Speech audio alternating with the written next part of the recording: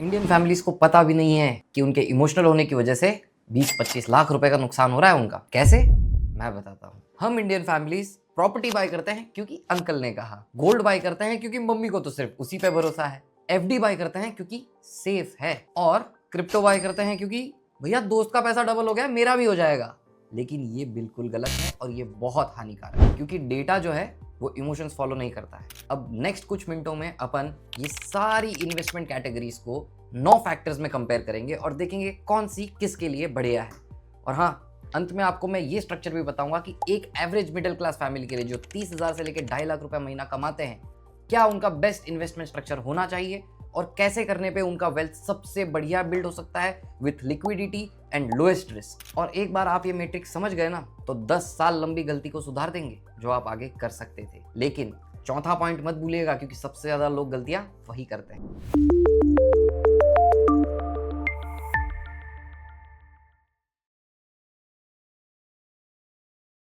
कोई हाइप नहीं, कोई बायस नहीं। हम आज करेंगे mutual fund, gold, property that is real estate, crypto and FD को कंपेयर। पहला है लिक्विडिटी। मैं बताता हूं इसका मतलब क्या होता है कि जब आपको पैसे की जरूरत हो तो कौन सा एसेट है या कौन सा इन्वेस्टमेंट है जिसको आप तुरंत लिक्विडेट कर सकते हो। कल घर में मेडिकल इमरजेंसी आ गई, पापा बीमार हो गए, मम्मी बीमार हो गई, तुम्हारा एक्सीडेंट हो गया, तो पैसे कहां से आएंगे?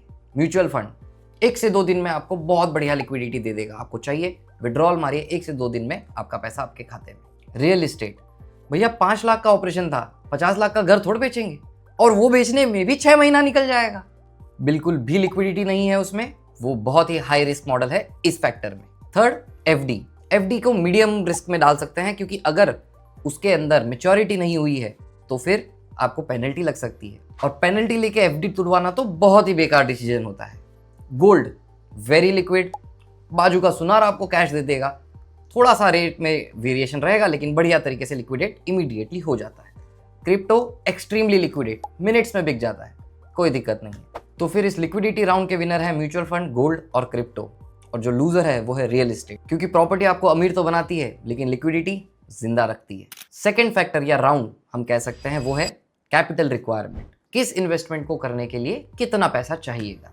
म्यूचुअल फंड 500 रुपए से चालू कर सकते हैं। रियल एस्टेट, भैया 50 लाख से 1 करोड़ ना हो ना आपके पास, एक मिडिल क्लास इंडियन फैमिली, आपको रियल एस्टेट में घुसना ही नहीं चाहिए।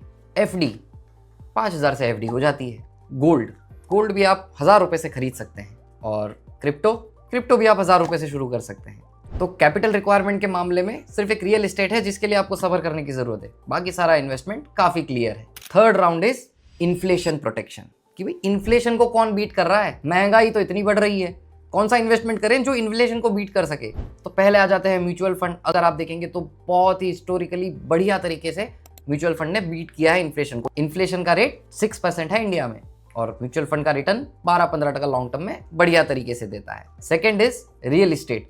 लॉन्ग टर्म में आप देखने जाएं और लोकेशन आपकी बढ़िया हो तो 12 से 15% रिटर्न रियल एस्टेट भी दे देता है, तो इन्फ्लेशन को वो भी काफी बढ़िया तरीके से बीट करता है। एफडी, भैया देखो एफडी पे तो इन्फ्लेशन मूतता है, 6% का रिटर्न देता है एफडी, 6% की इन्फ्लेशन है, आपने कमाया क्या? आपका पैसा तो वैसे ही पड़ा है, तिजोरी में ही रख देते। चौथा, गोल्ड भी लॉन्ग टर्म में आप देखें तो काफी बढ़िया तरीके से इन्फ्लेशन को बीट करता है, it is a good investment. पांचवा है क्रिप्टो। भैया देखो क्रिप्टो का तो ऐसा है ना कि पैराशूट लेके एयरप्लेन से कूद तो गए, अब पैराशूट खुला तो हीरो, नहीं खुला तो राम ही जाने क्या होगा। तो इस राउंड में क्रिप्टो और एफडी को छोड़ के बाकी सारे इन्वेस्टमेंट्स ठीक लग रहे हैं, इन्फ्लेशन को बीट कर देते हैं आसानी से विथ वेरी लो रिस्क। चौथा और सबसे इंपॉर्टेंट राउंड, रिटर्न पोटेंशियल। भैया रिटर्न कौन सा बना के देता है सबसे अच्छा? तो आ जाते हैं म्यूचुअल फंड पे। जैसा कि मैंने आपको पिछले राउंड में कहा था, हिस्टोरिकली 12 से 15% आपको कंपाउंडिंग इंटरेस्ट के साथ म्यूचुअल फंड रिटर्न्स दे देता है। रियल एस्टेट, देखो रियल एस्टेट का ऐसा है ना रिटर्न के मामले में कि अगर नितिन भाई ने उधर से रोड खींच दिया तो रिटर्न बहुत बढ़िया है, और अगर म्युनिसिपालिटी ने सामने ही ब्रिज बना दिया तो भैया वो प्रॉपर्टी को लिक्विडेट करने में ही आपकी हालत खराब हो जाएगी। रिटर्न का तो बाद में देखेंगे। तीसरा है गोल्ड। तो गोल्ड ने भी आप देखो 8 से 10% रिटर्न एनुअली दिया है, काफी बढ़िया रिटर्न है। इससे बेटर रिटर्न तो मैं नहीं सोचता कि कोई और कमोडिटी दे सकता था। गोल्ड के बाद आ जाते हैं एफडी तो आपको 6-7% ही रिटर्न देगा भैया, सिर्फ सर्वाइव कर पाओगे, कमा नहीं पाओगे या वेल्थ बिल्ड नहीं कर पाओगे। और क्रिप्टो की जहां तक बात है तो वो तो चाइना प्रोडक्ट जैसा लगता है, चले तो चांद तक, नहीं तो शाम को ही आपको वापस रुला दे। एक मिडिल क्लास फैमिली के लिए 5 लाख का 1.5 लाख हो जाना हार्ट अटैक जैसा होता है, तो इस मामले में क्रिप्टो तो नहीं करना चाहिए। तो देखिए, जहां तक इस राउंड की बात थी ना रिटर्न पोटेंशियल की, तो ये बात ध्यान रखिए, मिडिल क्लास फैमिली को सट्टा खेलना या गैम्बलिंग करना नहीं पसंद होता है। हमको चाहिए कंपाउंडिंग, और इस मामले में क्रिप्टो थोड़ा सा हाई रिस्क ही है। पांचवा फैक्टर आ जाता है रिस्क लेवल। तो भैया रिस्क लेवल का ऐसा है कि म्यूचुअल फंड में रिस्क तो मॉडरेट है, हम नहीं बोल सकते एक्सट्रीमली हाई है या extremely low. Short term volatility रहता है, लॉन्ग टर्म में बढ़िया है, तो इसलिए मॉडरेट रिस्क है। रियल एस्टेट में risk is totally dependent on location.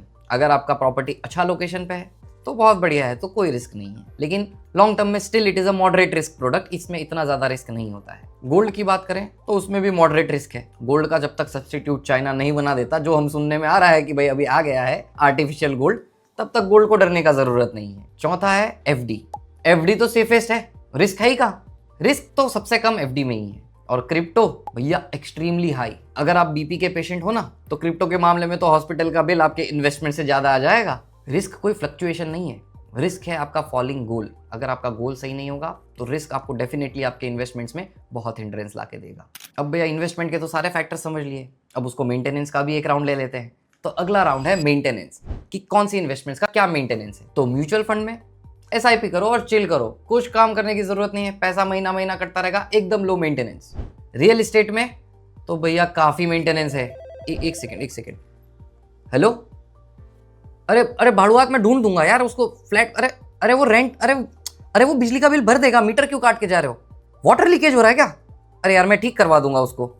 Real estate में तो काफी मेंटेनेंस है भैया, मैं साल खत्म होगा प्रॉपर्टी बिल आ जाएगा, भाड़ुआत छोड़ के चला गया दूसरा भाड़ुआत ढूंढना पड़ जाएगा।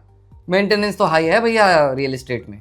Gold very low maintenance, biscuit आया है घर में रखो बेच के आ जाओ, it is very good. FD nil, कोई मेंटेनेंस ही नहीं है, एक फाइल पड़ी है घर पे, उसके अंदर एफडी है, एफडी बैंक में दो, it is clear. Crypto maintenance तो नहीं है फिजिकल, बट मेंटल, भैया जो फ्लक्चुएशंस आते हैं ना क्रिप्टो में, मेंटल वेलनेस की तो हालत खराब हो जाती है, साइकाइट्रिस्ट के पास जाना पड़ जाएगा। मेंटेनेंस तो हाई है भैया उसमें। तो भैया इस राउंड में ना रियल एस्टेट और क्रिप्टो थोड़ा मार खा जाते हैं, क्योंकि क्या है, इन्वेस्टमेंट आपका एक बैक हैंड वर्क होना चाहिए, फुल टाइम हेडेक नहीं। Next round is Nirmal I mean tax round, कि किस में कितना टैक्स एफिशिएंसी है। तो म्यूचुअल फंड में वही लॉन्ग टर्म कैपिटल गेन्स, जिसके अंदर आपको थोड़ा बेनिफिट भी दे रखा है निर्मला जी ने। रियल एस्टेट में लॉन्ग टर्म कैपिटल गेन्स, थोड़ा सा बेनिफिट निर्मला जी की तरफ से उधर भी मिला था। गोल्ड में लॉन्ग टर्म कैपिटल गेन्स, उसमें कोई बेनिफिट नहीं है जी, पूरा ही भरना पड़ेगा। एफडी में पाई का पैसा भरना पड़ता है, कोई बेनिफिट नहीं है, फुल टैक्सेबल, 1 रुपया आया टैक्स भर दो। और फिर आ जाता है क्रिप्टो में, तो 30% फ्लैट टैक्स है, और मेन रिटर्न से ज्यादा टैक्स फ्री रिटर्न इंपॉर्टेंट है, क्योंकि वही पैसा तो है जो हाथ में आके इस्तेमाल होगा, बाकी तो सब आपको पता ही है कौन ले जाएगा। नेक्स्ट राउंड आ जाता है डेप्रिसिएशन या क्रैश रिस्क। तो म्यूचुअल फंड में ना हिस्टोरिकली देखने जाए तो सबसे बड़ा क्रैश जो आया था वो आया था ये लॉकडाउन के वक्त 2019-20 में, जो था 30 से 35% का। ऐसे क्रैशेस आ सकते हैं, लेकिन लॉन्ग टर्म में अगर आप देखने जाएं तो शेयर बाजार ऊपर ही गया है, म्यूचुअल फंड आपको बढ़िया ही रिजल्ट देता है। दूसरा आ जाता है real estate. Real estate crashes या डाउन टर्न्स के वक्त बिल्कुल ही इलिक्विड हो जाते हैं, आप बेच ही नहीं पाओगे। 50 लाख की ली हुई प्रॉपर्टी 30 लाख में थोड़ा ना बेचोगे आप। तीसरा आ जाता है गोल्ड। गोल्ड में कंपैरेटिवली स्लो क्रैशेस आते हैं, इतने बड़े नहीं आते हैं। हाँ, हालांकि जो पिछले साल का बबल बना था उसके सामने तो क्रैश आना ही था, लेकिन फिर भी अगर आप कंपेयर करें बाकी सब एसेट्स लाइन से तो फिर उसमें कम ही आते हैं। चौथा आ जाता है एफडी, उसमें तो कोई क्रैश ही नहीं है, हालांकि ग्रोथ स्लो है लेकिन क्रैश कुछ भी नहीं है। पांचवा आ जाता है क्रिप्टो। अब देखिए ऐसा है ना कि बोलते हुए भी मुझे हंसी आ रही है, क्योंकि जब ये क्रैश होता है ना भैया, तो ये 100 रुपए प्लस से -70 तक चला जाता है, और जब ये चढ़ता है तो वापस -70 से 200 पे पहुंच जाता है। तो क्रैश और रिस्क के मामले में तो क्रिप्टो भैया हाई ही है। देखो, तो इस राउंड का ना कोई विनर नहीं होता है, इस राउंड का विनर होते हो आप, कि कितना बड़ा क्रैश आप सर्वाइव कर सकते हो, आप मेंटली कब स्टेबल रह सकते हो। क्योंकि देखिए, क्रैश होने पे इन्वेस्टमेंट बंद कर देना is a very bad decision. Crash होने पे लोअर एनएवीज पे, लोअर रेट्स पे, लोअर प्राइसेस पे आप ये एसेट्स खरीद सकते हो। अभी फाइनल और आखिरी राउंड है कि टाइम होराइजन, भाई किस इन्वेस्टमेंट को किस होराइजन पे रखना चाहिए। कि देख सकते हैं कि अगर आप एफडी करें तो आप कितने होराइजन पे, 1 से लेके 5 साल तक एफडी कर सकते हैं। म्यूचुअल फंड की जहां तक बात करें तो सजेस्टिवली 5 साल मिनिमम रखना चाहिए कि आप म्यूचुअल फंड कर रहे हो तो 5 साल तो उन फंड्स को आप छेड़ो ना। रियल एस्टेट में पकड़ के चलो 8 से 10 साल तक तो आपको रियल एस्टेट में टिकना ही पड़ेगा to get a good return. Gold की बात करें तो गोल्ड भी आपको 5 से 7 साल में अच्छा रिटर्न दे देगा। 5-7 साल आप होल्ड करके रखिए, आपका इन्वेस्टमेंट रीप हो जाएगा, मतलब पक जाएगा। और क्रिप्टो पूरा स्पेक्युलेटिव है, कल आपको 100% रिटर्न दे दे, परसों आपको 100% रिटर्न दे दे, उसके अगले दिन आपका पैसा आधा कर दे, उसके अगले दिन आपका कैपिटल वाइप आउट कर दे।